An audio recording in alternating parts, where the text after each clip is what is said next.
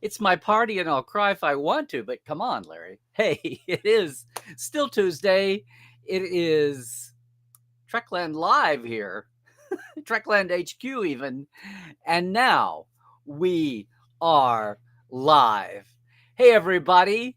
Look, it is the 8th anniversary, our 8th birthday for Trekland Tuesdays Live with me, Dr. Trek.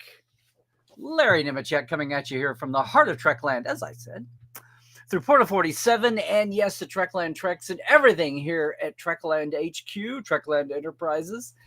Everybody, I am so excited to be back with you here for another Tuesday for some, hopefully, sanity, clarity, and a bigger picture in all things Star Trek.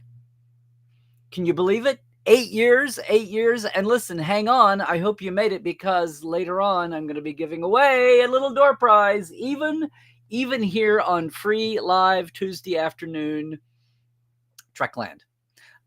It's a season 5 Blu-ray of Lower Decks. Okay, so you want to be around for that? You want to be here in the chat? Hang on. We will do this kind of toward the end of the hour or show or whatever we get here to. But I want to thank everybody. I don't know whether you folks in the chat, if you have been with me for years or a recent convert or a recent discovery or whatever. But it's been quite a journey over 8 years. And a lot of you that have been around for a long time, some of you went from Tuesdays Live here to joining me in the portal. And thank you for being Portales for all these years. My subscription backstage pass all year long. Who gets the Minicon blues when we have a Minicon all year long? The post-con blues, that is. And a lot of you come over from the Trek Files. A lot of you come over from when I've guested somewhere else, either the live shows, Vegas or something else, or maybe even virtual TrekCon if we cross paths. I know a lot of you have been Twitch raiders. Raiders of one other, the chat pack. Everybody's come here from a different way, and some folks, go with me all the way back to the beginning when I wasn't sure exactly what was happening. But listen, I'm so glad to have you today. You would think I would get a cake and 8 candles, but I didn't. I need to do that next year because 9 is a big one. But I am so glad to have you with me. And as I said, you want to jump in the chat and say hello to everybody that you can. Let us know where you're coming from, what time zone, what continent you're on, because this time of day, it is an effort to get around the world, get around the globe as much as possible. So, yeah. Just remember, though, that if you're on YouTube or Twitch, you're going to see all the comments. If you're only on Facebook, you're only going to see Facebook.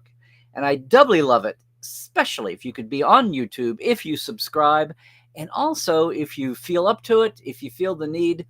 The show isn't monetized otherwise. If you throw a little silver my way in the super chat function, it's always much appreciated, and I'll make sure and see that and get to it. Because today I'm going to have a little soapbox. It's going to be more of a party soapbox, actually.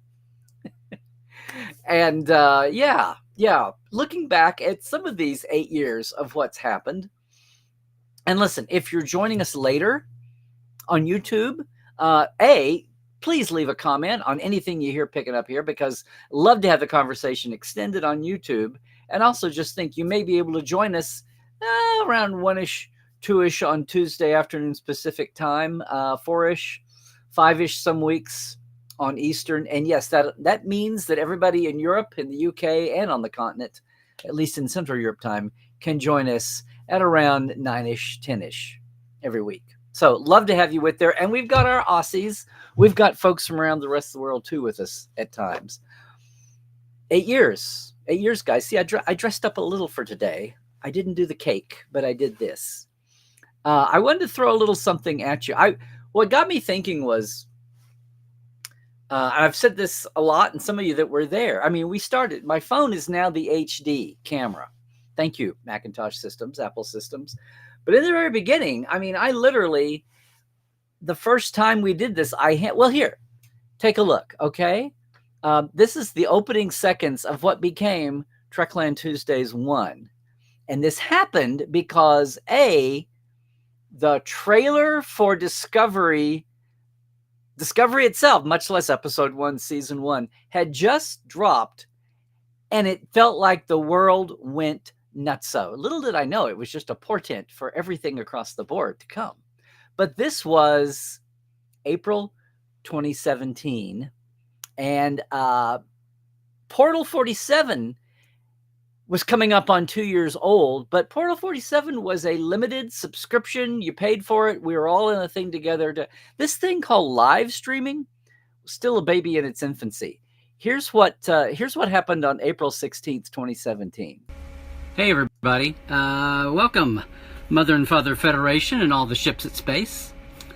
Welcome from deep inside Portal 47 here at Trekland HQ. No, it's just Larry. Sorry I was a little late there, fumbling around with Facebook Live, all this pioneering stuff, although I know there's plenty of pros out there.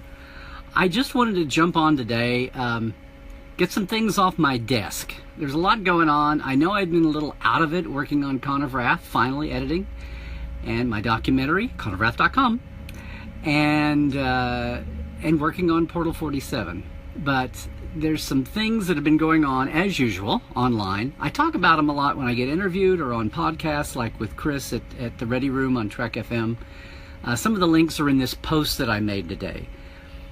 But at the same time, it's getting exciting that we'd been talking about upfronts lately, and then it took Trek Movie to remind me the other day that that's this week, and everybody should be watching for that.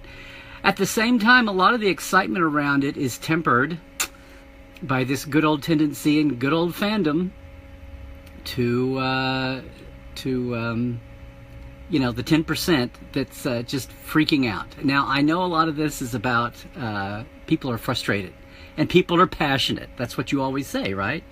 You're passionate. But, I mean, we have history. It's like with everything else. It's like with our current events. We have a history. We can look back at other times. And, you know, with Star Trek, it's like, my God, the worst of all was the 10 years we didn't have anything but 3 flimsy little seasons of reruns trying to get a movie back the first time. Just establish the fact that Star Trek deserved to be back and could actually make some money for the people that need that to happen. But then, then the times before Next Generation, when it was really a naysayer, the time before the Wrath of Khan, when people actually leaked, it was leaked that... and I don't know what we're going to do about the people who are really, really, really upset about the all-access format. That's the way of life. You're not going to change that. Maybe that will change in 2 or 3 years, but for right now, that's a moot point. The doomsdaying I was talking about is the fact that the delays mean everything is horrible. I get the idea that there are people taking home paychecks right now who work in television, who are actors, who are crew people, who are writers, who are directors, who are designers, who are actively working on this show. And rather than it being blown up, kudos to even Les Moonves, who's taken his share of bashing over the years. Kudos to them for not demanding it be delivered at the agreed upon initial January or even May this month. So yeah, all those on the road at some conventions. SoonerCon, San Diego Comic-Con comment on Facebook. I've seeded it a million different places. I figure if everybody else can do that, I can too. And we'll hear back from you guys, okay? Everybody take it easy out there. Stay safe, stay woke, and trek well.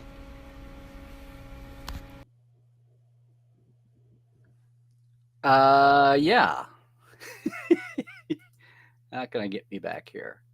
So yes. So did you like the wobble? I hope you didn't get seasick there. That was me.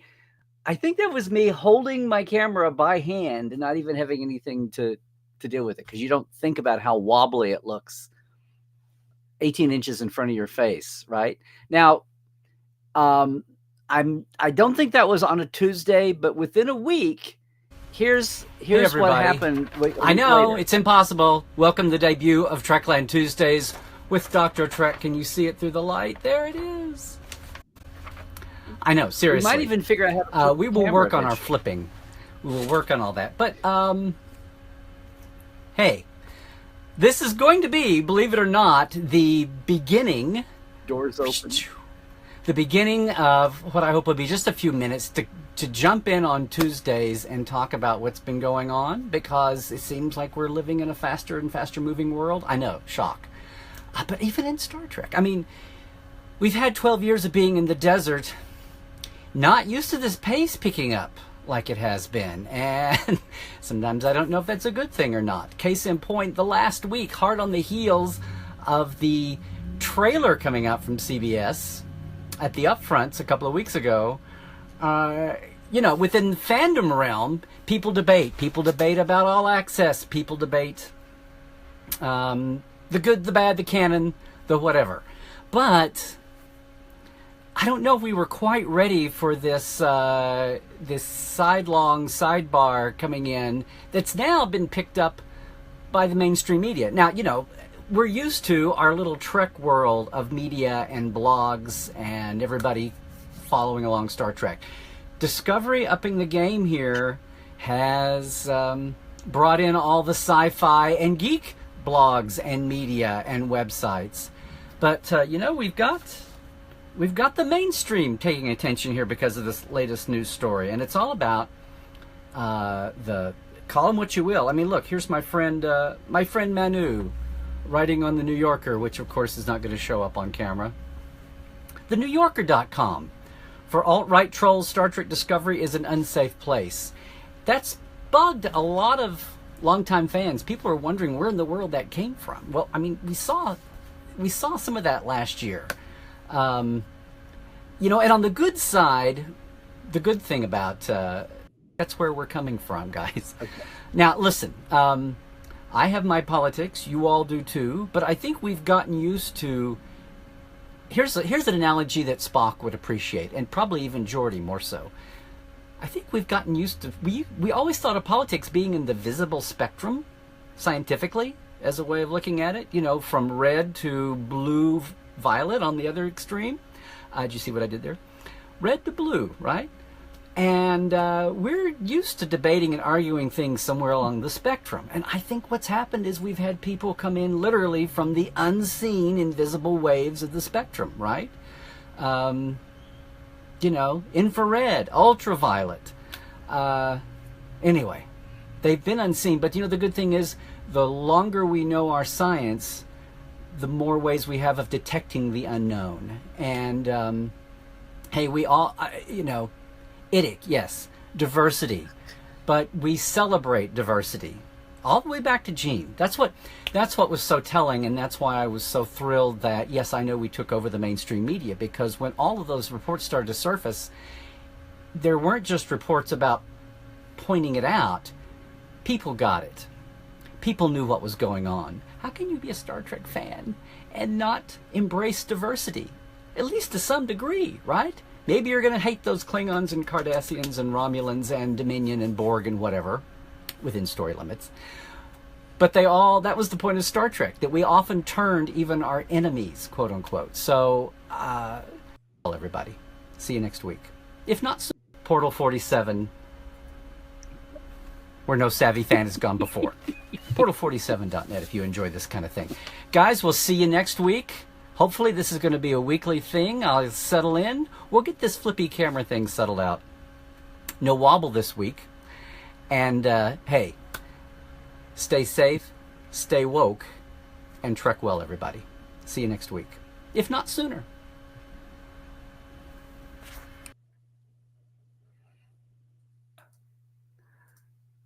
Okay, well, so some improvement. That was just a week later, but I already knew that. Oh, come on, guys. Can I please? There we go. Some improvement. And I had a title, and I had things. I hadn't learned how to flip the camera yet, or much less shut the door behind me, let you see my lovely hall back there in Trekland HQ version 1. But just one more of these, because this is a year later. So here's the thing. I was marking episode 50, episode 100, episode 150, but I wasn't thinking about year anniversaries until just the last 3 or 4 years. So there's no big hoo-ha, there's no party, there's no cake here either. But I've gone back and looked at the closest thing to April 16th, which was the debut day there. Hey, And can you cosplay here's Ghost Trek? 1 year in. That's it. Today on Trekland Tuesdays Live with Dr. Trek. That's me, Larry Old Nemechek, logo. coming at you from Trekland HQ right through Portal 47. A kind of a fun topic today. This occurred to me, actually, one of our Treklanders somewhere, I think on one of the Facebook pages, asked me about this a few weeks ago. And actually, it harkens back to about our one of our early episodes on the Trek Files. Somebody had this brainstorm of an idea, and I'm telling you, this is a little. All of these are letters and hot. How you can see it, 7 p.m. Pacific on Wednesday, May 16th. Oscar and Spring. it's one way, once, twice, another Tuesday. Sorry, we were a little slow getting started, but that's the way the world works these days. Another Tuesday. I will still be at WhedonCon. I'm waiting to see my exact schedule, but I know I'll be there Saturday of WhedonCon here in LA. WhedonCon. And in SoonerCon in Oklahoma City at the end of June, that June weekend. Till then, I hope I see you online somewhere. All my places. And of course, until at least next Tuesday live, stay healthy, everybody. Stay woke. And trek well, everybody. Okay, that's enough of that. That's enough of that. So TTL here has come a long way.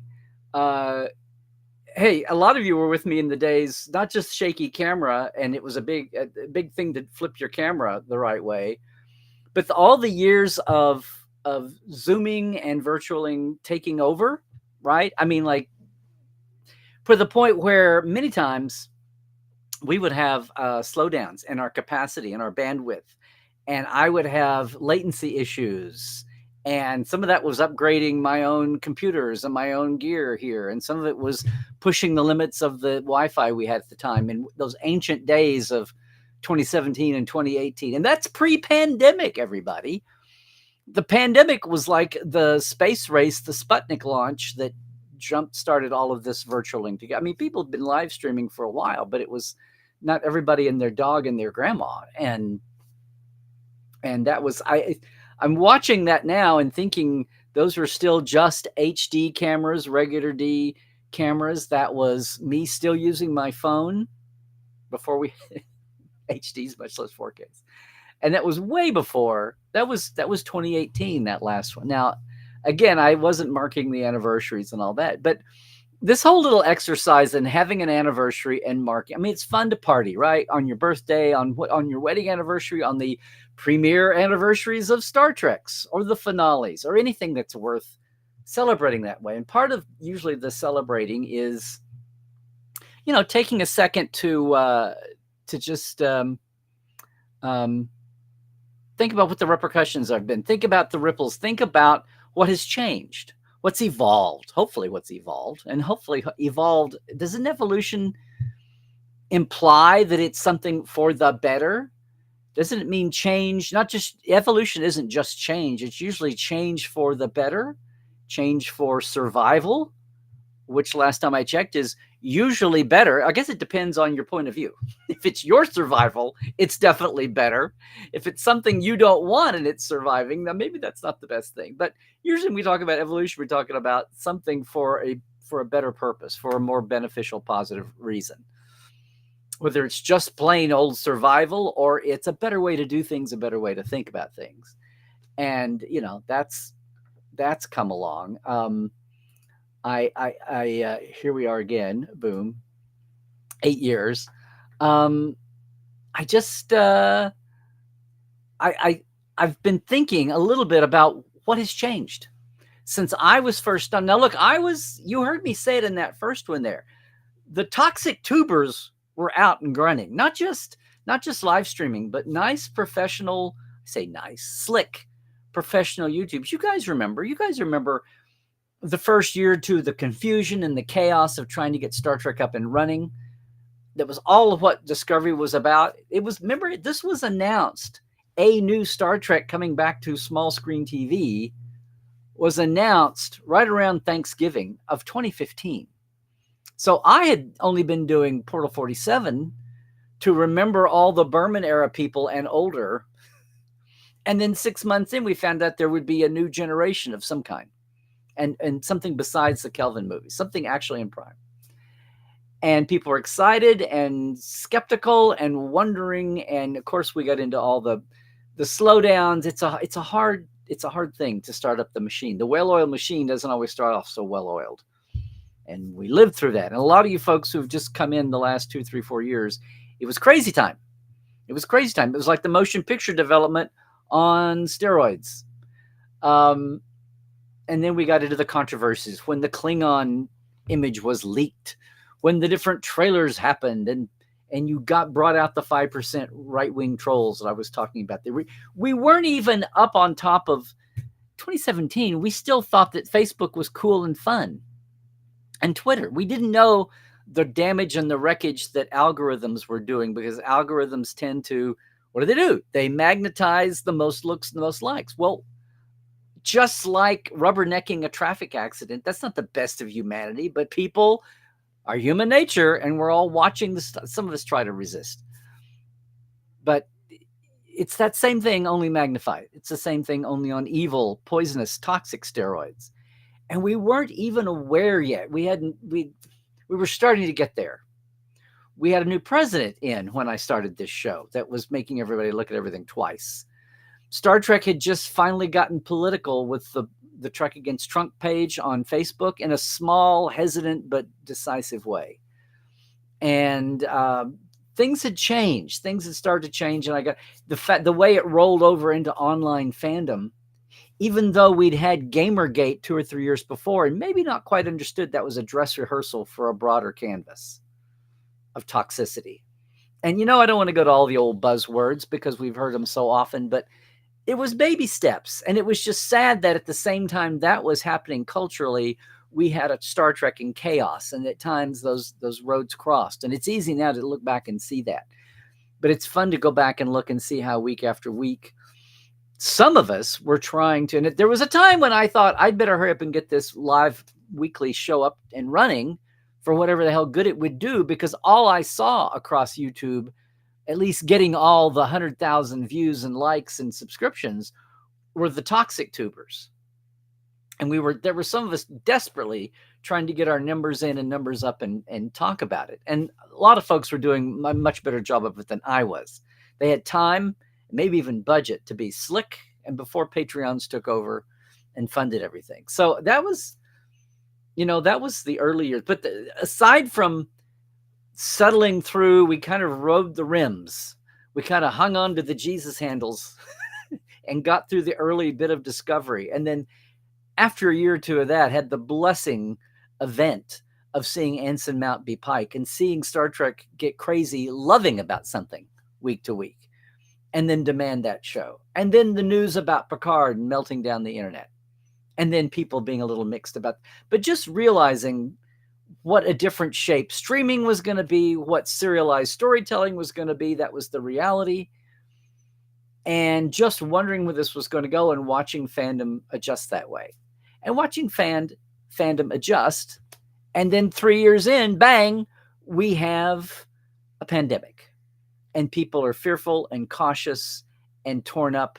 And those of us who had been doing virtual for 5 years by then, that was a topic here one week, was I think virtual will save fandom and maybe civilization as we know it. And that's exactly what happened. And now every Tom, Dick, Harry, everybody and their dog and their grandma can Zoom now. Whereas the first couple of years, I'd try to have guests on Portal 47, and people would have 1990s era webcams that weren't quite up to stuff. Well, that's been a silver lining, if you have to have a silver lining. I mean, it was in 2017, it was radical just to get on. And I remember the impetus for this didn't come from Star Trek, although I was watching this tableau go by and being frustrated at how negative everything was. And like, where's the Will Rogers of fandom right now? Where is the steady, reasonable, oh, come on, oh, I have been around longer than 6 months voice. Where is anybody that have 10 years of perspective, much less 15 or 20 in 2017? Who else? Have we forgotten the 90s and the early aughts?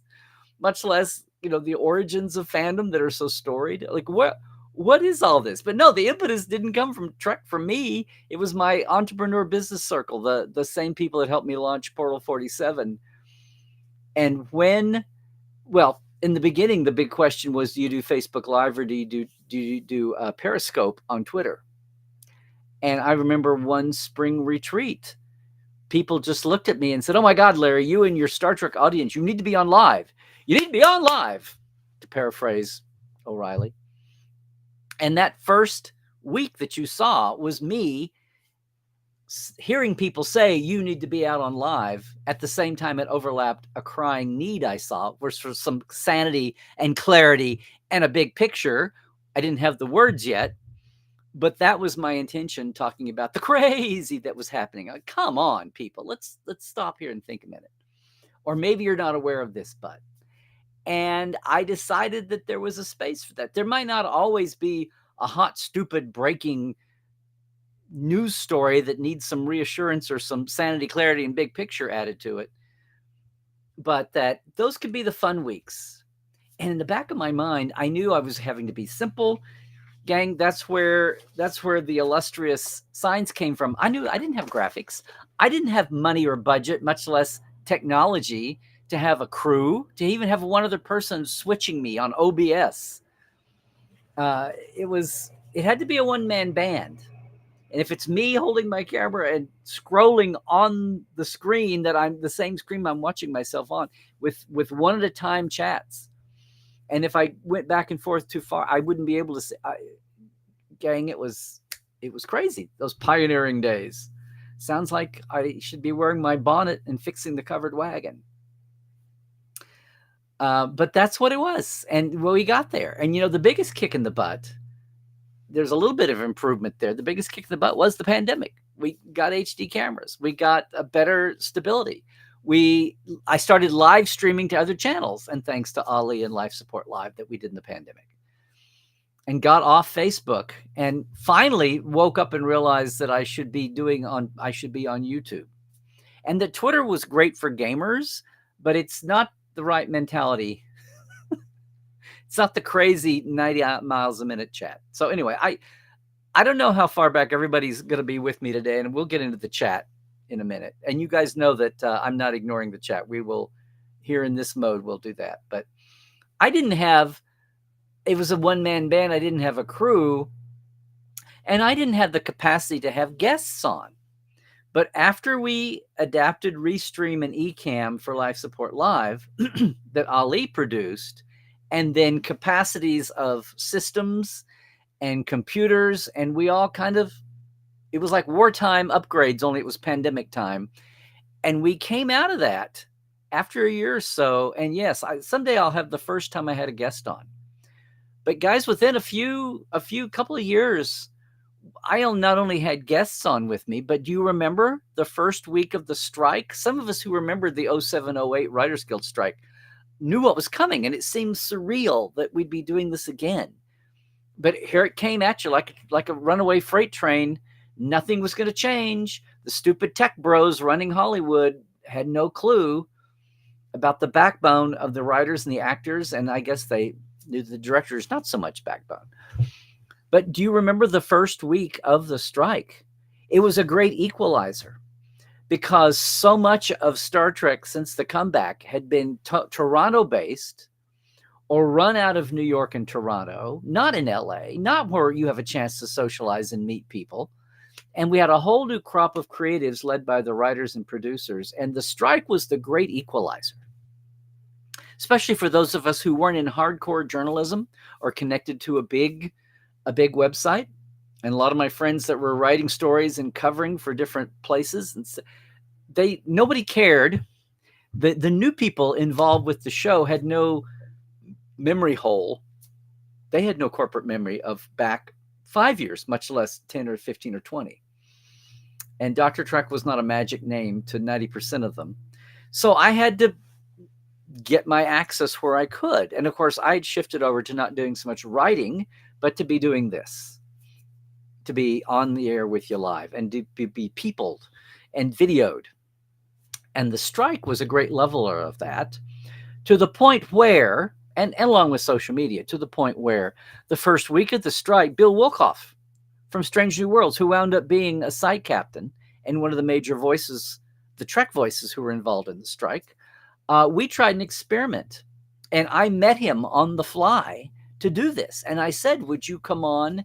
Can you carry, is there enough Wi-Fi out in front of Warner Brothers that you can walk and carry your phone and talk to me at 1 p.m. on a Tuesday? And he said, no guarantees, but we'll try. And I thought, if there's one place in this damn world that ought to have enough Wi-Fi out in the world, it would be Burbank, California, in front of the Warner Brothers gates. And there was.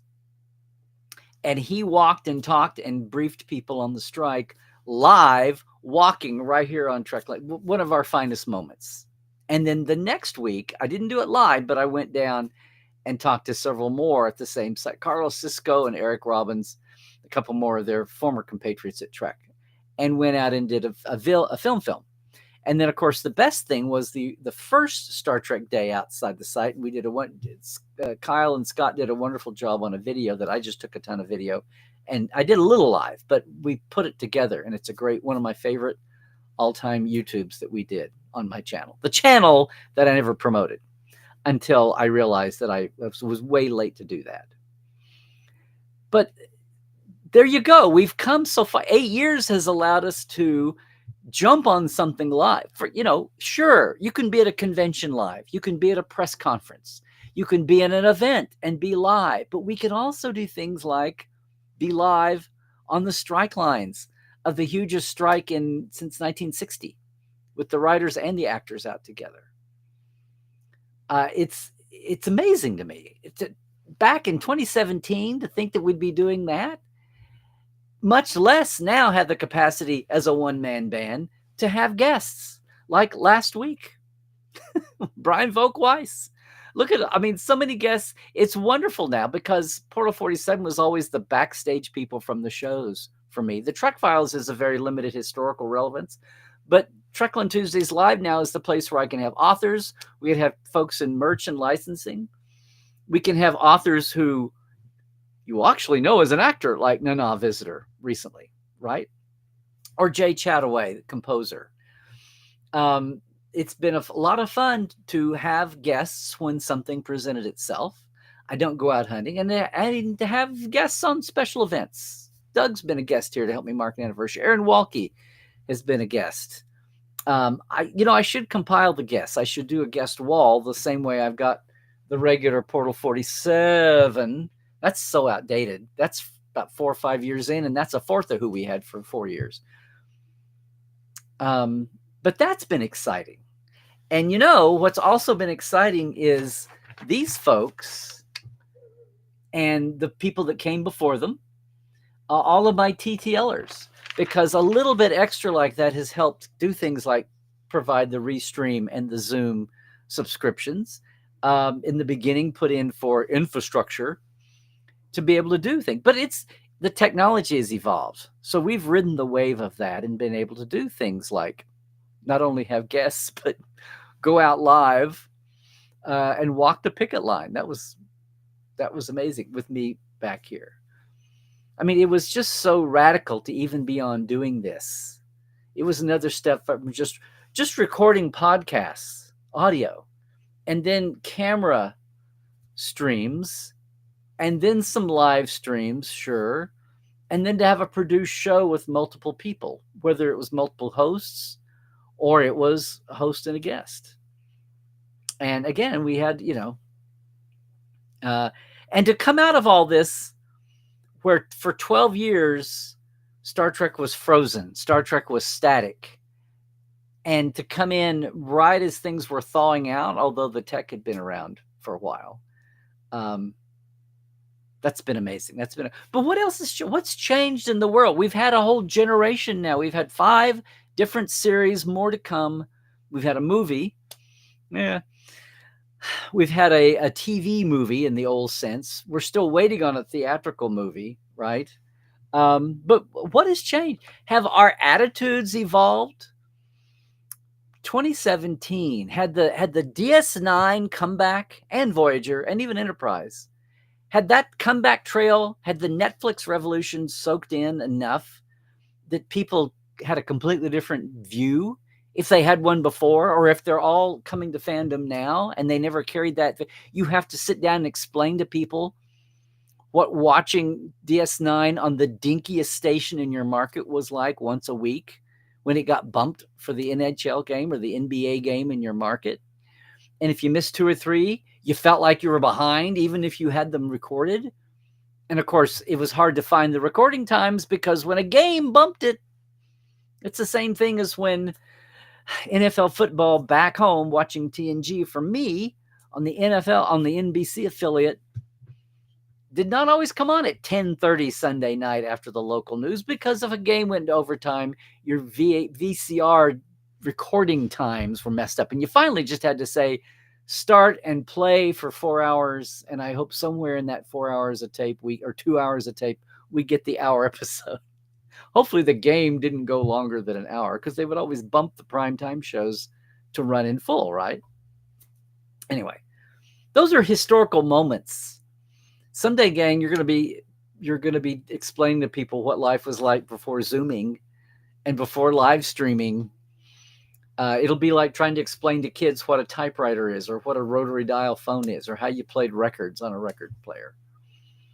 Yeah. How we watched linear TV with commercials only on 4 channels. And the whole world would sit and do things like watch the finale of MASH. You know, not just a Super Bowl or election night, but there were other things that weren't live that the world all sat down for in a big way.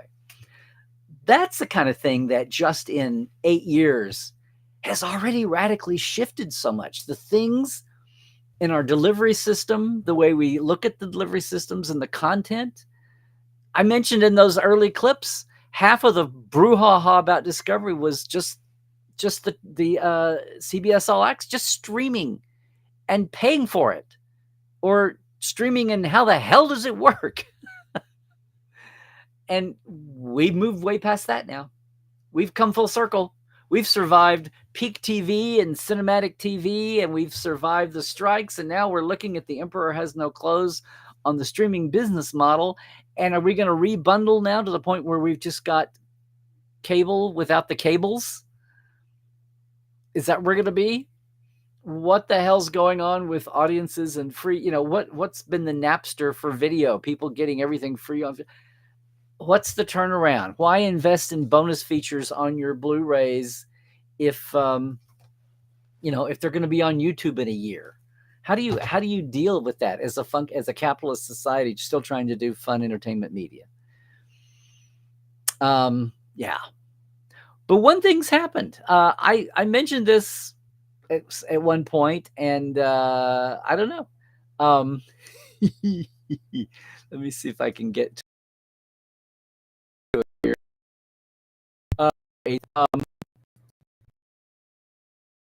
Remember, guys. Okay, we're gonna keep going here.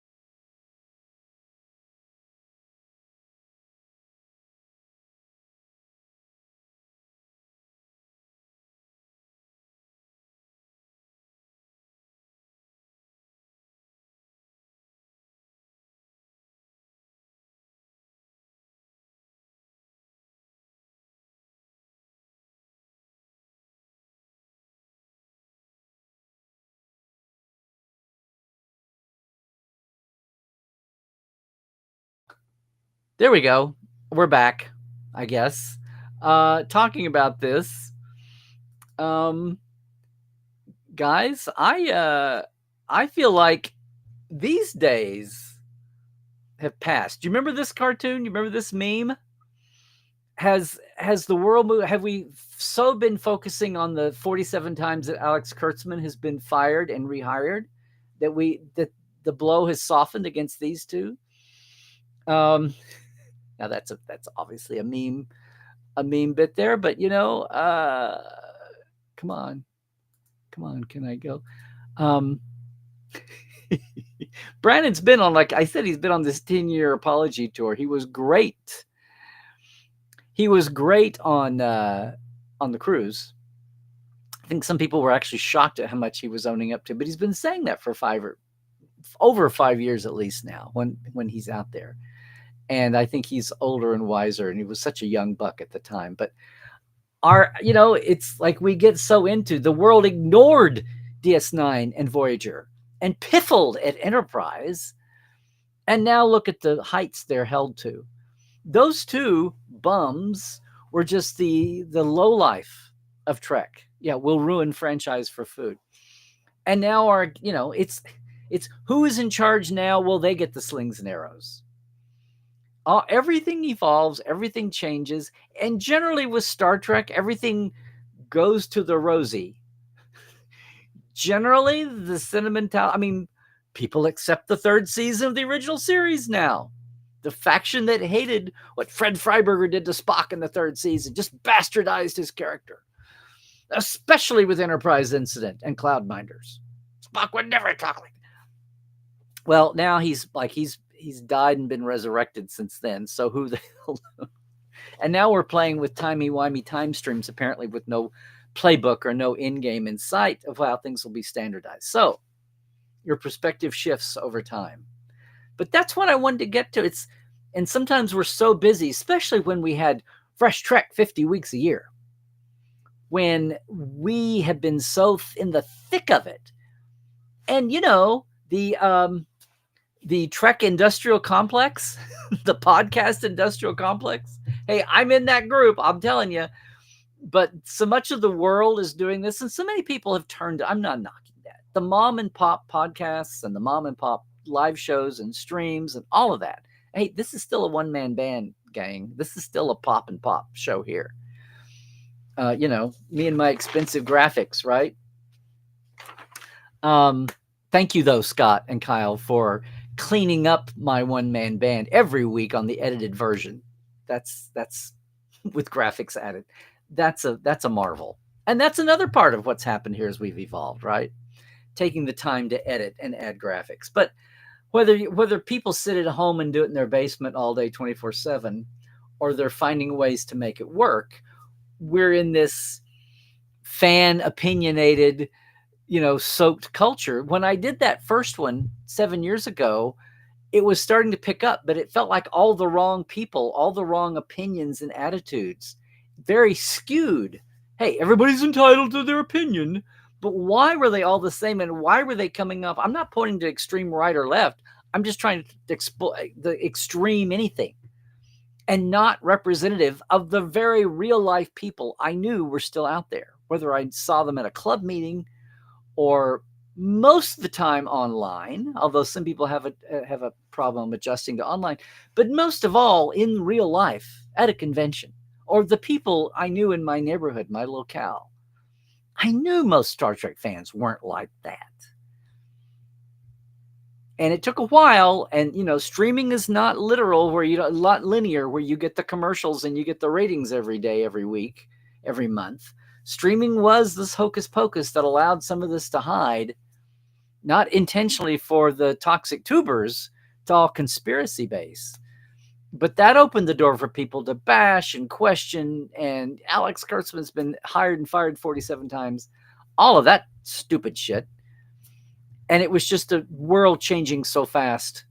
Socials with algorithms we didn't understand the toxicity of, how the hell the streaming world works, and then come to find out nobody there knows either.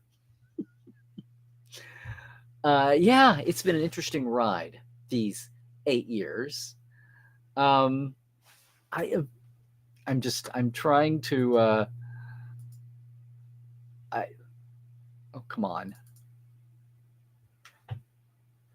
You're not going to let me have you? You're not going to let me have you, huh?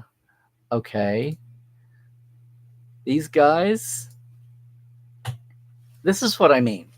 I'm not criticizing anybody for growing their brand, but look, I had Portal in 2015. This show started in 2017. Within a year, Roddenberry came to me, John and Rod came to me about the Trek Files. It's a year younger, right at a year younger than this show, 2018. And the Trekland Treks Tours, Second Opinion. Thank you, Scott, for getting me to finally review shows in my own way where I wasn't just piling on. And of course, Cadet Alice and Prodigy, which was my great idea, and I've loved doing that. And we've got some recorded. I just want to get some more in the can before she graduates high school. Maybe we'll do that. But so I'm not excluding myself from this bunch, but that's something that 8 years ago I had a vague idea that something like that would happen, but how the shape it took, and the fact that it's not that I have an algorithm or I have an app that's acting like a 3-angle camera crew here, or if I have a guest that we have a master and a head and one head, 2 head, and a master shot. You don't need that, or you don't have an app mocking that. You might, but people got there without having that exactly. And 10 years ago, that was going to be a long-term goal. And it's amazing, I think, because we all grew up with a lot of us grew up with 3-channel TV or then a million cable channels. The technology platforms had enough time to simmer before Star Trek entered the picture and glommed onto whatever the platform of the time was. Transition from network one-offs to syndicated stations all over the country at their own time to, well, here's what satellite channels and here's what cable pay channels look like. And now here's what streaming looks like.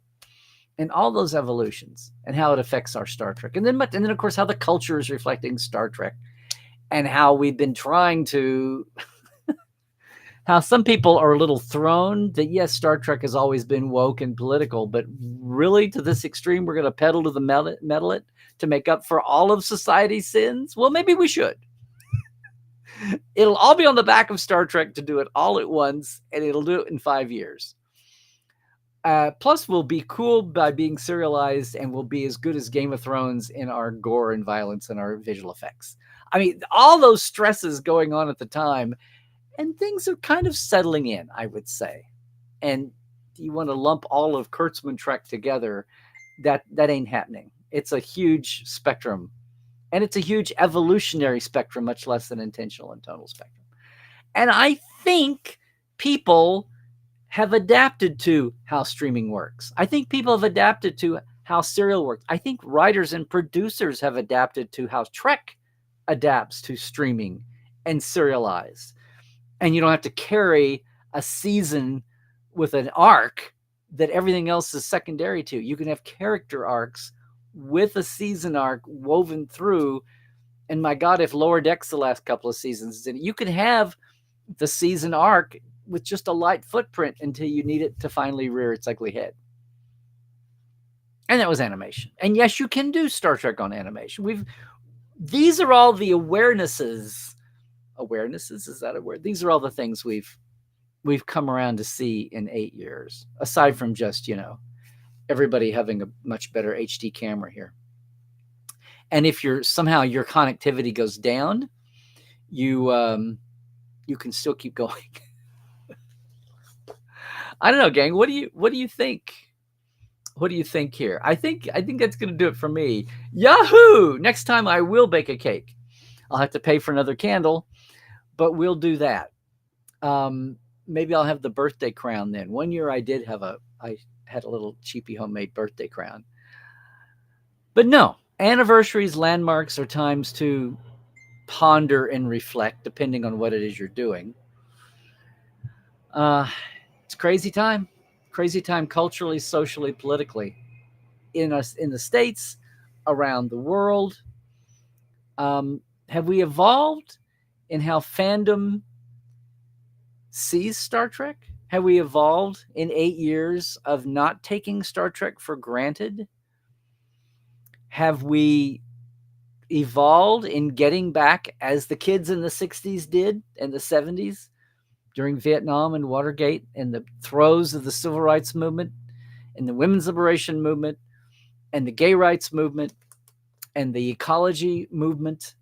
Have we recircled back to where Star Trek sometimes is just a good old teddy bear that's nice to have to remind you what the future should and could be like if we could just get there, and not just a gleaming adventure-filled tech fest of coolness the way it seemed like it got to be in the 90s, when the morality tropes, when things like the drumhead were just an old-fashioned Gene Roddenberry-esque morality tale from the 60s. Oh, remember this look. Gene would be so proud. Well, how about the audience now and the world now being proud to have the drumhead and chain of command and duet and down the line. Yeah. We even view differently the way we view Star Trek, I think. I think we've circle back around to embracing it as our sanity medicine, our security blanket, our comfort food, whatever, and not as an escape, but a recharge. That's what I got into a few weeks ago. Well, I don't know if the topics have become as easy. I go back and look at the earlier shows, and it seemed like there was always part of it was the controversy of the week, but I didn't always want to be about the controversy of the week with Discovery. And there were 9 months of the year or whatever where there wasn't fresh Trek when there was still only one new series, right? Somehow we found a way to make it work. And what hasn't changed, I think, is the way you all have been so great to be here every Tuesday. Now, I have my people who pay money to be in Portal, and God bless them. I love that with the things we do with Portal and the focus and the time and the things we get into. Trekland Tuesdays Live has always been a way for me to be out here and talking with everybody and keeping a pulse on what was happening to and around the world. The Trek Files lets me indulge my hardcore history buff inclination and preservation, but in small bite-sized capfuls, in easy to use doses to make and deliver. And John keeps me honest there. And of course, Life Support Live was a great 2-year experiment. And now we have the Trekophiles Tonight community, the Trek Files community, Trekophiles spelled with an F, through the Roddenberry Patreon, the Mission Log Discord, or is it the Roddenberry Discord with Mission Log Patreon? $1 a month, you can come over and be part of the whole Roddenberry Mission Log family, but especially because I do 1 hour and a half dedicated to the Trek Files, recent shows, what's coming up, how we make the Trek Files, some of the things going on there. And we, cross over into just general stuff too. But I try to keep that just about the Trek Files because it had no way for the audience to get collected. And people are slowly finding their way. That's at 4 Pacific on Mondays. If you are so inclined, if you love the Trek Files, I invite you to go over and do that. In fact, you know what? I invite you to join all these folks here. Yes, our TTL club. This is my Patreon family here. This is the Trekland Patreon family. And I really appreciate all of you folks. Chuck A., James Kerwin, Diana Hopkins, Halbert Gunn Johnson, Lawrence Todd, Greg Wickstrom, Mitch Keith, Andrew Jazimski, Justin Weir, Josh Patton, Pranakasha Productions, Chris Jiggins, Keith Rombach, Comedy Forecast. Really appreciate it. And especially on top of that, our live wires. Our live wires are Jesse at Crusher Convo. Hey, Chris Garris, Robert. Yes. Chris, I haven't said your last name enough. I should be. It's good to see you on the Trekophiles too, Chris. Hey, sorry. You guys. Jesse and Chris. And Robert McLean, Byron Bailey, J.R. Poole, Gary Williams, James Durovich, Dave Gregory, Dan Leckie, and Casey Shafsky. Thank you guys so much for the support. I don't have the biggest Patreon in the world, but I may have the best. I know I have one of the cheapest. It's $5, $10. I really appreciate everybody throwing in with me to help support this. I say this every week. I am so behind. I need to get you guys. It seems there's something every week blows me up. I need to get you you live wires, you $10 folks, your past Portal 47 hours with our guest creatives backstage folks. I can't talk suddenly. Patreon.com/Trekland Live. A little bit too much celebrating of the 8th birthday cake that doesn't exist? I guess so.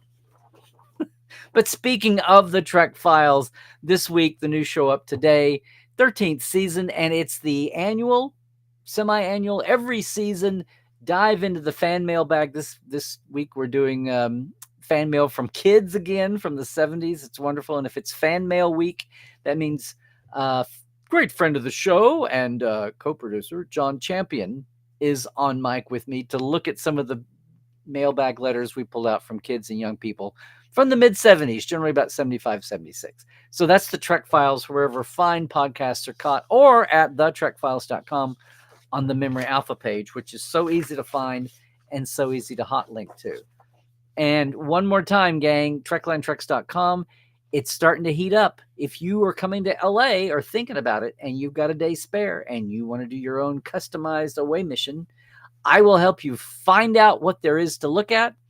We will get you there, concierge you around, chauffeur you. I'll help you wrangle your props, your cosplay, your whatever it is you want for the day. For you, for your +1, for your +3 or 4 or 5 or 6. Whatever you're up for, let me know. We'll work it out. Hopefully eliminate all the surprises ahead of time. I'll deal with the LA traffic. And we'll be happy to do that. Otherwise, it's Larry Nemechek everywhere on Blue Sky, on Twitter, on YouTube especially, Larry's Trekland. That's it for Instagram and Facebook too. Please like and follow and subscribe if you haven't already. And of course, portal47.net is your backstage pass to more Insider Trek. It's your mini-con all year long, no matter where your center seat is. For all the Star Trek fans who have no idea how much Star Trek they still have no idea about.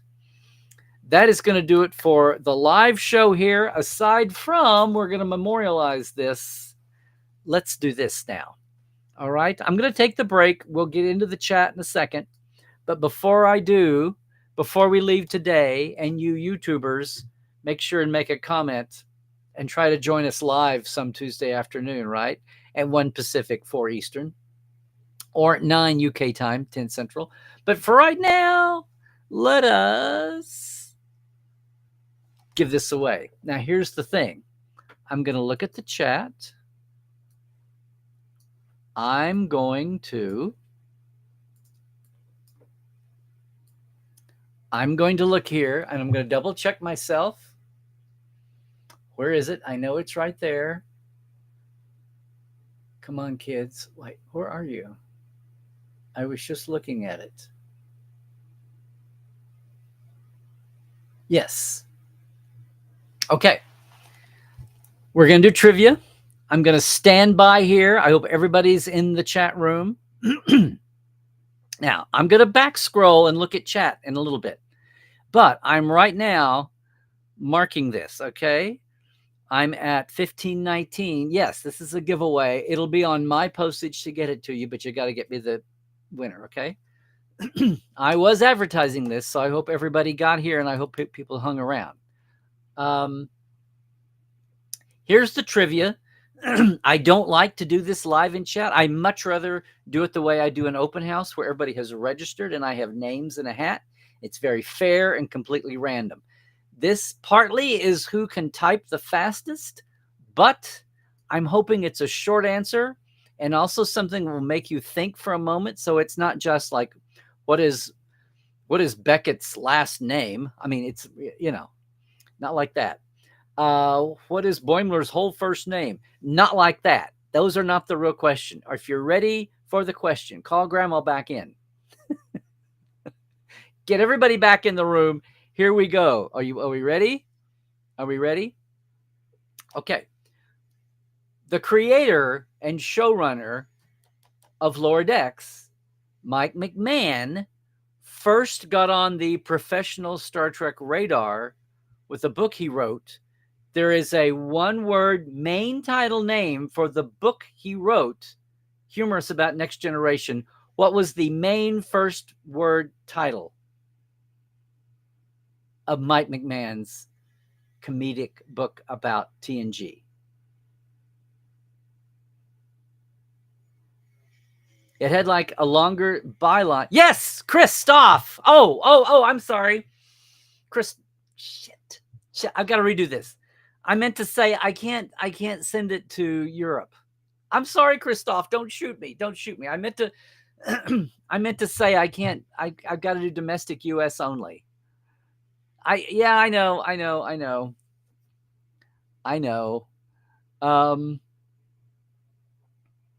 So I guess what I should do is give it to you, my figure, rather than come up with another question.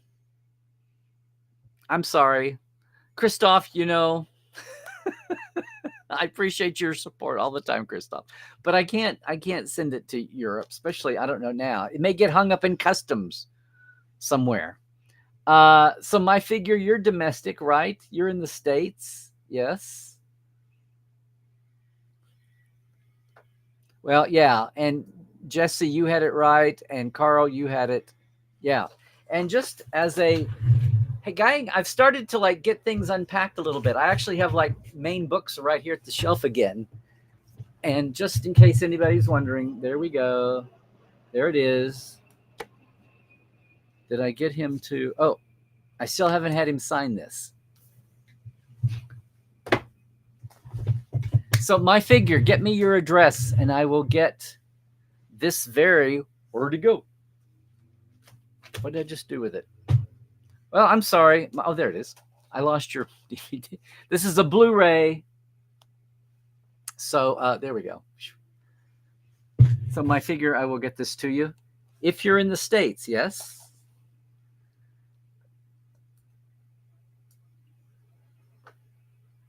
Oh. Well, that's very accommodating of you.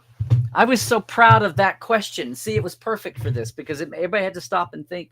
And even if you were going to look it up, it took a second to look it up. And it was only one word. You didn't have to type a whole long bit. Okay. Well,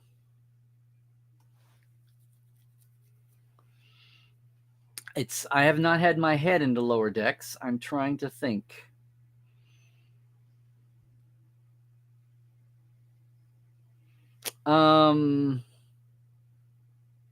Okay, Ed, I will honor your wish there. Well, Ed, my figure, the thing was Christoph beat you, but Christoph is in Austria, and I meant to say it had to be a U.S. winner. I would have said Canada, but I'm so worried now about stupid customs at the border. It might get tied up for 2 years. Let me catch up with...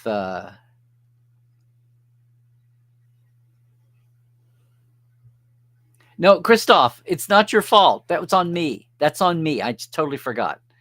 What do you, is this, you do still want me to do the question again? Okay.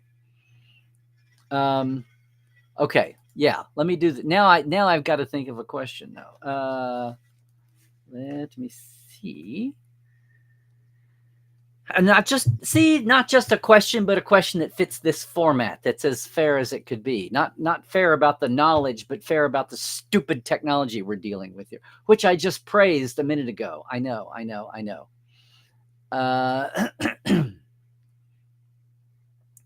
Let's see here. Wow, because you guys are...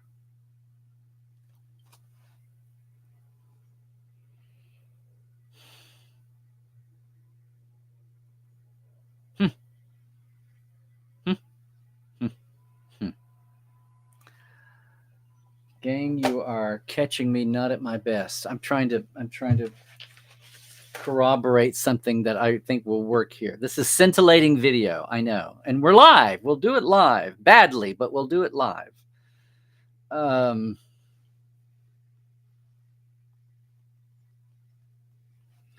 Never see. This is why I prefer random drawing. You guys that have been on my open house for Portal, the Portal 47 open house, you pre-register, so I have the names in a hat already, and I don't have to deal with this.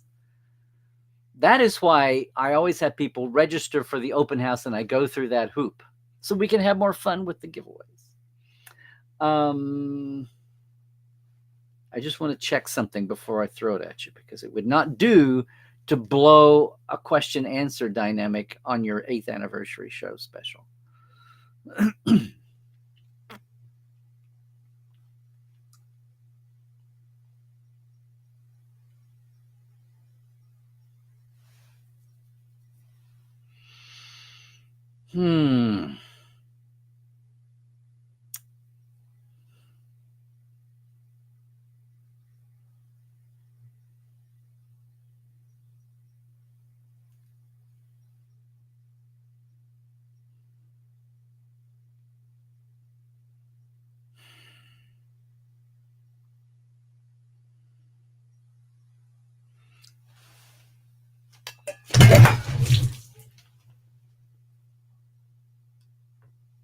Live.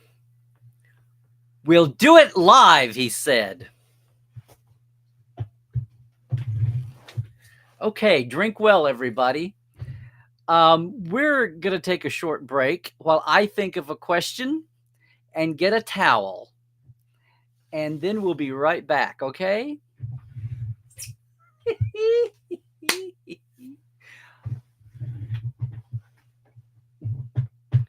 Hang on, everybody. Hang on with me. Nothing like your 8th anniversary show for a first, right? All righty.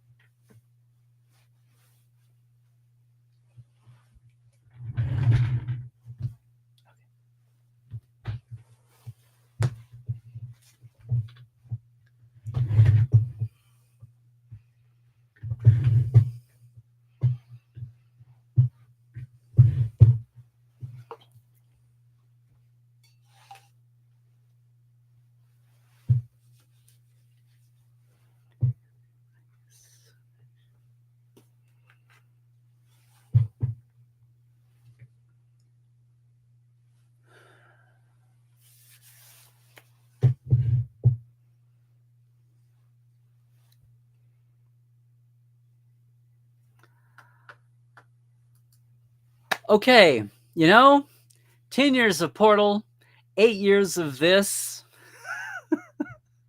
being live, and it was bound to happen sometime. I guess the best thing is the old 12 Trekland glass, Portal 47 glass. Nothing hit a keyboard, nothing hit anything electronic. Okay. Hope everybody had a good laugh. Boy, you're never gonna forget this birthday, huh? Okay. Now, here's the question. In this last season of Lower Decks, I thought this was going to be a trend, and it wasn't. But you have 2 bites at this apple. I'll take either one. All right, everybody? Not my ideal, but this is what I'm going to do. And if I'm wrong, I will accept a third, but I think there's just 2.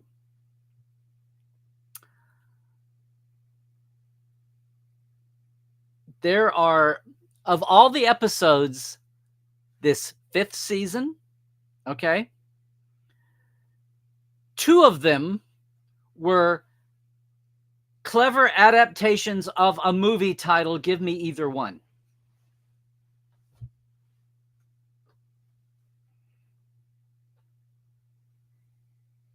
Fifth season Lower Decks, 2 of the episode titles are takeoffs, spoofs of otherwise classic movie titles. Give me either one.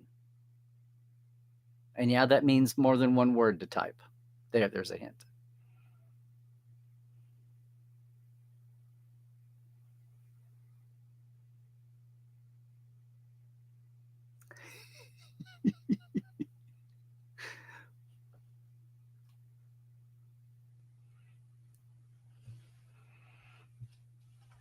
No?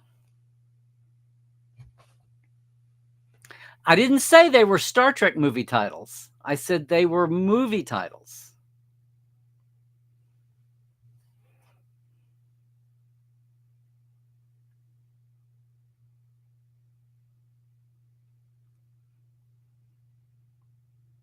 Yes. Thank you, Christoph. So, U.S. domestic people only on the show where I talk about having global listeners. Yes, there you go, Zahir. A Farewell to Farms. And the other one was The Best Exotic Nanite Hotel. And if you haven't seen The Best Exotic Marigold Hotel, you should. It's an awesome show. Zahir, ding, ding, ding. You got it. You got it.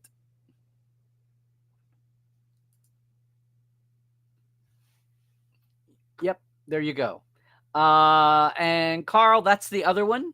You got the other one that would have worked, but Zahir beat you in here by my counter here.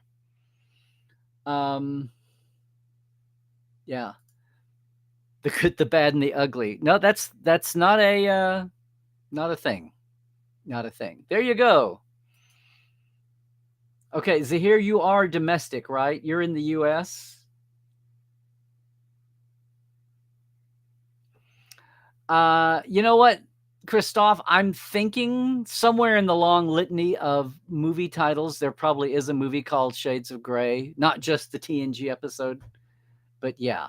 Shades of Green was definitely a takeoff on the TNG episode as a title, but there you go. See, this is, yeah, titles are one thing, and the one thing I absolutely forbid ever doing to anybody is doing numbers. I will never do a Stardate trivia question. That's horrific, unless there's a really good overriding reason, and there never is. So sorry, gang, but I had the book title, so there was that. So, okay, Zahir, get me your address if I don't have it already. And good. You have your little maid's outfit and everything. You're domestic. I know. So let me have it. Let me have it, and we'll do it. All right. Maybe I don't know, gang. Should I edit that, or should I leave all that in? I could cut the dead time out, maybe, and we'll just, I don't know how it looked to you. It may have been totally off camera, but it was, yeah, that was fun. Well, yeah, they're just gibberish numbers. Yeah, real dates that are like tied into the Gregorian calendar, that has a thing. That's a thing. Anyway, congratulations, Zahir, and gang, listen, I've already done my wind up here, but thank you for being with me some or part or all of 8 years here with Trekland Tuesdays Live. It's kind of amazing, but I still believe it's good. Just aside from the fact that my hair is changing color, it's going to wind up permanently with my mom's ash. It didn't go white or gray. It just stayed ash. And I would love that if that's something I inherited from my mom. because my dad's was like Snow White when it went. Anyway, that's going to do it for this week. Now, I'll be back after the break and we'll dive into the chat and see if I actually stirred up any conversation besides, oh my God, I can't believe he spilled that Coke. But for now, thank you for helping us make 8 years. So blessed, thank you for being a part of. If you're watching online here with YouTube, please like and share and subscribe and ring the bell and do all the things. Take out a sample, the rest of the channel here. Take a look at Portal 47 if you like, or a Trekland Trek. Whatever we do here in Trekland, it's all about the backstage, the behind the scenes folks, the history, and the fandom interaction with that and the business interaction with that. Getting it down, getting it recorded. And sure, I have my Canonista side too that I love dialing. It's what got me the companion. That's what, my TNG companion books, the concordances back in the day, got me into all this mess in a big way. Thank you so much for however long of the 8 years you've been on this journey with us. And everybody, please, please, please, as I said at the very beginning, stay healthy, do all the things, stay awoke, check your sources. And yes, truck well, everybody. It's empty.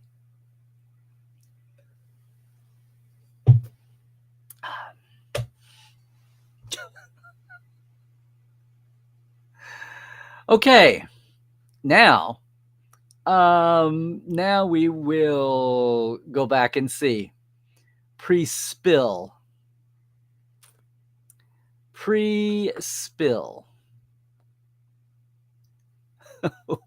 Carl, I'm not supposed to use the tech from 8 years ago. No, it was all historical. It's a historical recreation. Yeah.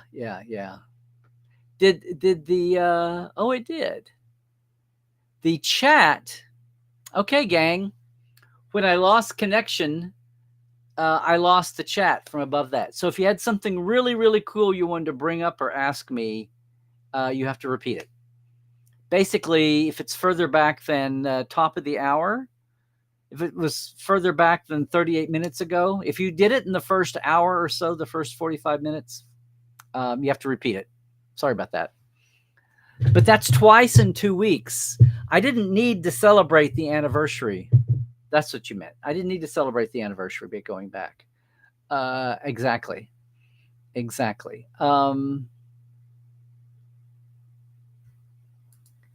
He's coarse and rough and irritating, and he gets everywhere.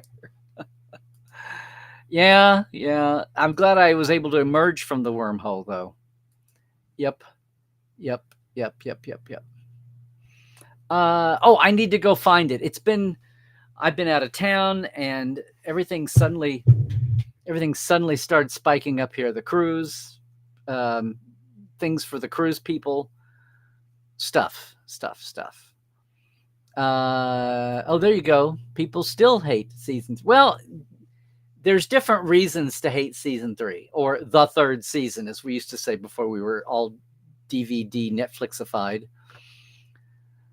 Lots of reason to hate the third season. The Spock people hated it because of the character of Spock, but then the rest of us hated it because of And the Children Shall Lead. Well, I hit that one on the wrong way, didn't I? I didn't know what side of the bread that was buttered. Okay. See, Turnabout Intruder, to me, everybody hates it because of the line about women captains, and I say she was deluded because she was psychotic. And that's the way that Janice Lester explained, hey, look, we live in a world we watch psychopathic people explain away their instead of dealing with their issues, they explain it away as somebody else's fault. And Janice Lester explained away her problems with Kirk as saying, well, Kirk, you don't like any women. It's not true. But that's how she justified it, and that's how she verbalized it. And in her own mind, she kept herself sane by saying, well, he does this to all the women. Your world of starship captains doesn't include women. People always thought that meant women starship captains. If his world of being a starship captain means he can't have a wife, which he said many times, no beach to walk on. So, at least at that part of his life, I got no problem with that, because I think if that had not been the last episode going out the door, that line never would have survived. But it was sloppy, and it was at the end of the season, and they were all packing up and getting out of there. And I think it just slid by as a crappy slop, just like other crappy sloppy lines escaped into the ether. And that's how I do it. Because Turnabout Intruder has the great McCoy Scotty scene that you can't take that away from me. You want to criticize Kirk's acting as a woman? You can go right ahead. Yes. Well, this is the bottom line. It was no more of a send-off than what's another one was the fight? Because they didn't think in terms of finales then, unless you got to be a really big, long-running show. And even then, sometimes they didn't give you a finale. That wasn't a thing until later. They just ended because they didn't know how the bubble was. And remember, in '69, people weren't sitting around watching reruns on streaming, much less watching reruns on tape. Nobody, that was supposed to go away, and you weren't supposed to know whatever happened. Only 5 or 6 series in the history of all television were supposed to ever ascend to those kind of heights, right?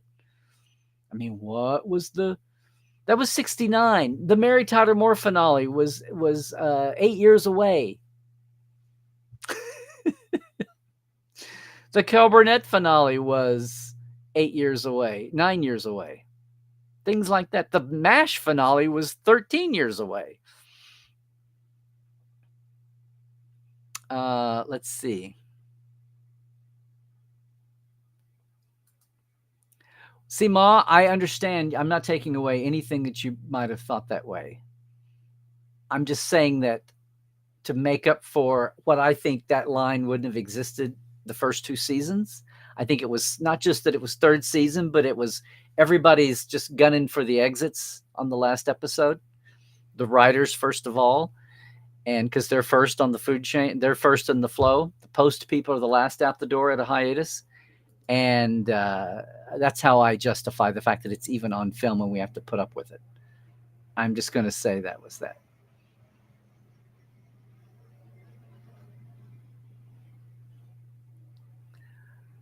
What time period are we talking about here? You talking about just recently? Or are you talking about around the 3rd season?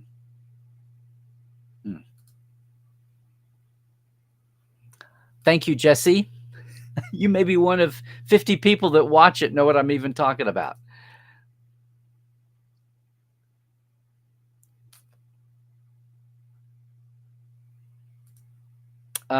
Scott, what are you saluting?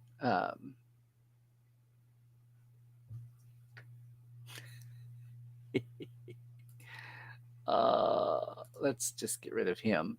Okay, at least it's sales, not porn. Good point. Good point, my figure. Oh, and I wonder what you were agreeing with me on, Donnie. But there we go. You talking about the current situation? Well, his contract is up at the end of next year. We'll see. Or we'll see if something sooner happens with, again, we're all on pause. We're all treading water because of things beyond Star Trek's immediate control.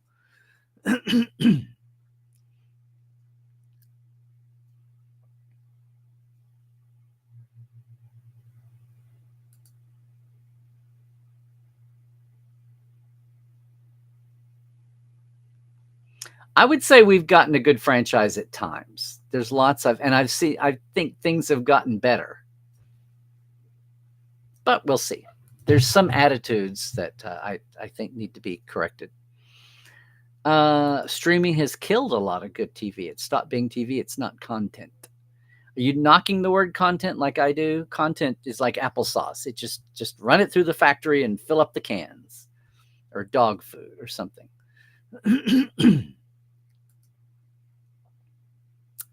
Well, for those of us who live with it every day, In a way, yes. Portal is like an Iconian gate. Maybe a Portal person will stand up here and talk about it. Twitch is the main source of spam and TTO, but they are fast reacting in the right way. Okay. Absolutely, Dave. Everybody come over and jump in the Roddenberry Patreon. $1 a month. Just $1 a month you can get in their Patreon, and you can access all the other Roddenberry shows and the audiences, and you can hop around from show to show. The Mission Log After Dark, and some of the there's connection shows you can be on camera or not that don't even have, they're not even attached to a series on Roddenberry. They're just topics. But Trekophiles tonight is Monday at 4 Pacific and 7 Eastern. Every other Monday, not every week, every other Monday. And I've actually got it into my brain and calendar now. Rose, thank you so much, dear. You've been here for many of those 8 years. Thank you, thank you. Top chat. Da-da-da-da-da. Top chat. Da-da-da-da-da. Jesse, what are you opining here on? One amazing thing about Trek is how it still pushes double pushes the envelope in different ways and doesn't lose the original vision Gene had. Prodigy, Strange New, LD, it's proof of that. Yes, good examples. Good examples. And if you're talking about the mailbag, yeah, the mailbag on Trek Files this week, we do one mailbag show a year. It's the one time now that, in the beginning, John was a guest all the time because we were still scrambling to get set up. But now the only thing John is my guest for is the mailbag show every season.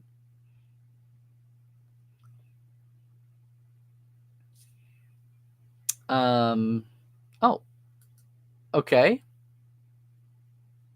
That was a game.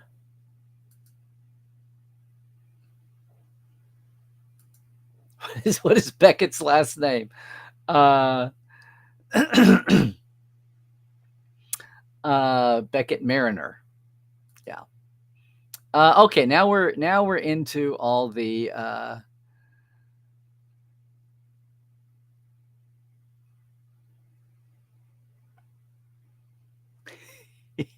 I'll send it to him. Let's see. This is true too. It was probably locked to region lock. Yeah. Okay. So we did the other thing.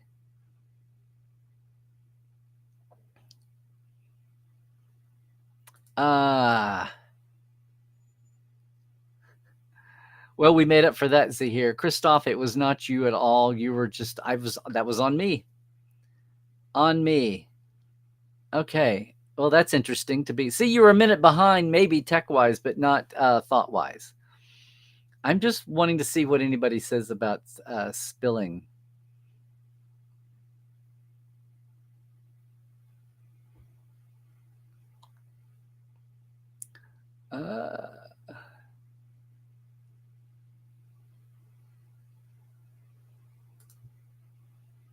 Yep. Oh my gosh, Dylan, you sneaked in. Hi. Good to see you, man. It's been a while since that Salt Lake FanX, right? Sean, I'll look into it because the things I know, I have to have this audience here, but there's something that can sample the live content, the live audience right now, and let me eliminate. Well, I guess I could eliminate them as I go if I couldn't pre-eliminate. Drink. You guys. Yeah, I don't think it was on camera. No one said drink. Well, I'm glad I could have been so entertaining there. Absolutely, Warp Core Breach. And Joel. No, this was nobody's. I was actually about to do the question, and I put my iPad down, and it flopped over. Dumb on me. Make certain you mute. Yes. Now I get to see what you all did Yeah, you notice that, Melanie. It gets confusing sometimes back in the day when I tried be doing a shorthand letter. Uh, See, I have a winner picker wheel, but I use it with preloaded names. Unless the tech has come along in the last 3 or 4 years.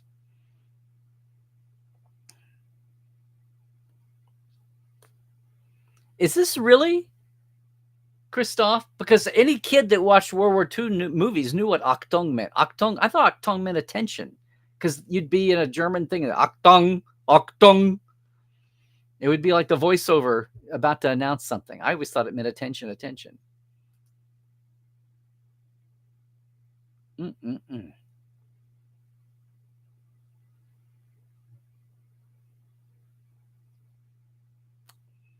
Oh, I'm pulsating. Okay. Yeah, I didn't turn the mic off. I just turned the camera off. At least it wasn't the 10th anniversary. What is that? The tin? Is that the glass? What is that? The crystal?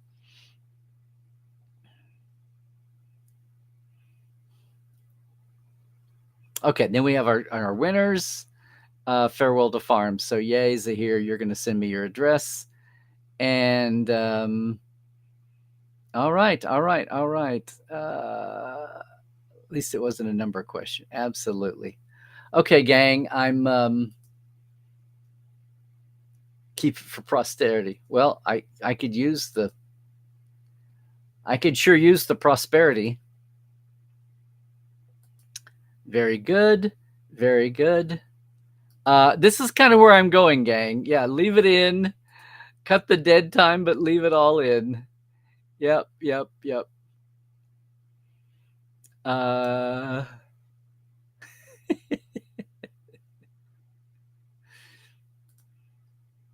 It's gonna turn back to blonde. What? What do you mean? It was my diet DP. It was my DDP. Yeah. Thank you, Scott. Yes, absolutely. Yes. And thank you, Christoph. Good advice there. Yes. Check your sources. Don't spill your drink. Seriously, guys, 8 years. All the Saturday mornings half dead with Ali on life support. And I never had that happen. And you know what? I've never, at least it didn't hit the keyboard or anything else here. Yes. A little free slapstick for your Tuesday today. I'll always remember the 8th anniversary. But thank you, Melanie. Thank you for the. Why can't I? I can't do this. Spilled Coke is all okay. Thank you, Bob D. Spilled capital C Coke. Yeah, it was Diet Dr. Pepper. Because they quit making Diet Coke Splenda, which, rotted your brain much slower than Diet Aspartame anything. Oh, okay. Well, cool. Get that man a drink. What? Have to keep your head on a swivel on this channel. What? Yeah, Dave, you noticed? I was good to the last drop there. Yeah. Wow. DP with grape juice and apple juice. That's interesting. Okay. Hey, Rose, are you the only follower of Trekland Tuesday Live since July 30th, 2017 at the Rio All Suites in Vegas? Here today? Maybe so. I don't know. It'd been on Facebook. I wasn't on YouTube. Or I was, but I wasn't putting the show on YouTube. Oh, mostly lost the congratulations. Thank you. Bob D, you work in entertainment. If you know, you know. Okay. Gonna be coy about it, huh? Very well.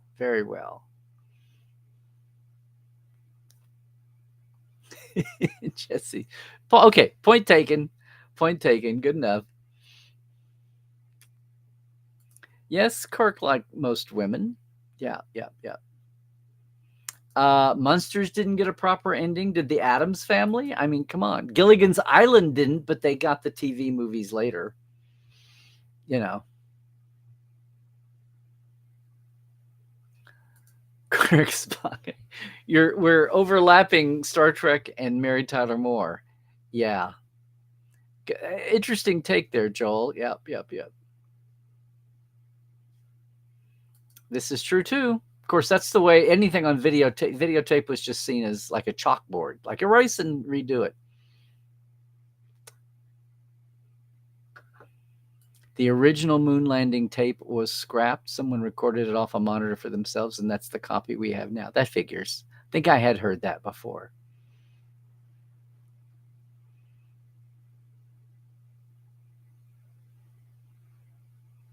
Cool. Yes. Hey, Carl, here's one you might try sometime. It's called Second Opinion with Dr. Trek. Dr. Trek's Second Opinion.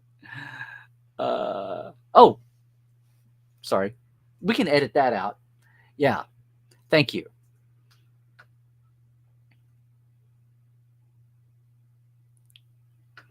Yes, you guys have them in yours, but mine, I can't. I only went back to the bit.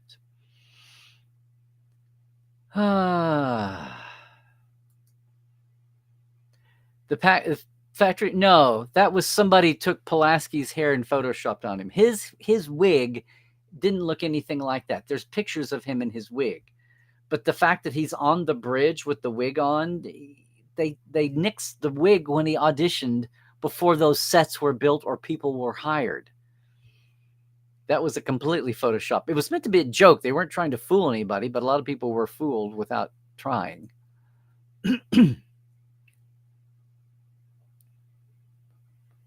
Yeah, see this famous story about all of this?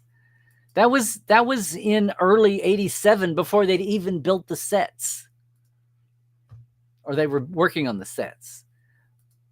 Much less wearing a third season uniform.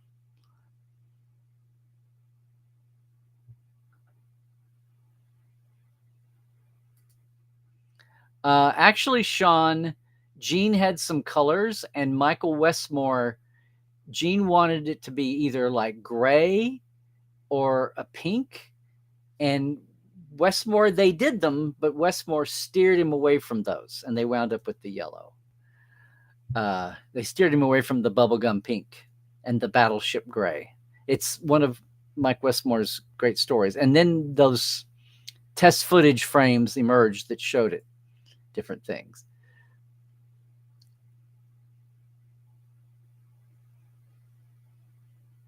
Wait, what?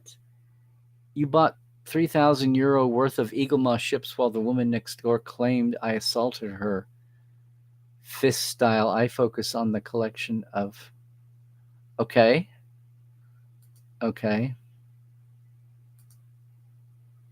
My new nickname is Jennifer Spilly. Oh, come on, Zahir.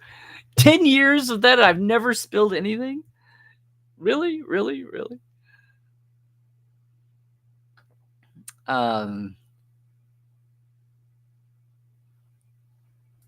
Thank you, Christoph. Achtung does mean attention.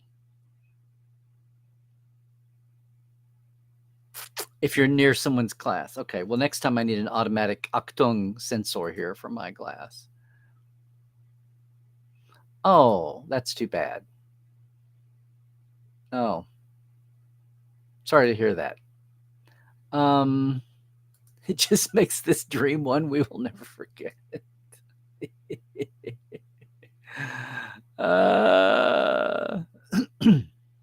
Wait, what? I remember the original Diet Dr. Pepper that tasted like it had orange in it. It had the blue can, silver writing on a blue can, but that's why I didn't drink Diet Dr. Pepper for years and years. Thank you, Rose. Thank you for restoring the chat line here.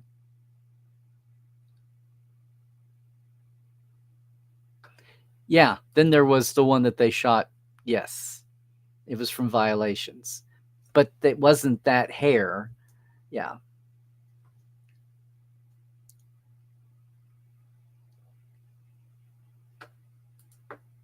Yes, Melanie, that's why I always say if you're on YouTube, you're only seeing the YouTube comment. I mean, if you're on Facebook, you're only seeing the Facebook comments. Absolutely. All right, Rose. Everybody going over to the main viewer, have fun. Thank you again for an 8th anniversary. And just real quick, thank you all for finding me on my socials. Right there we go. How about I do that? Thanks to all of our Patreon folk here.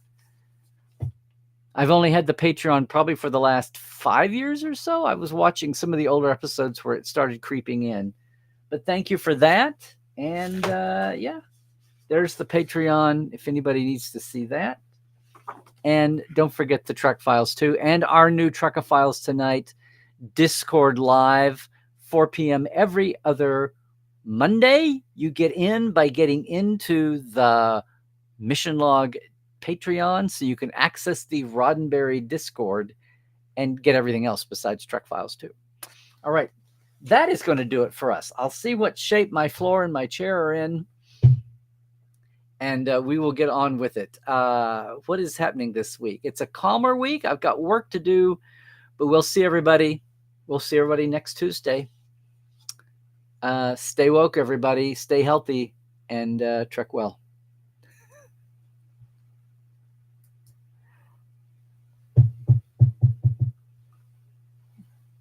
There's a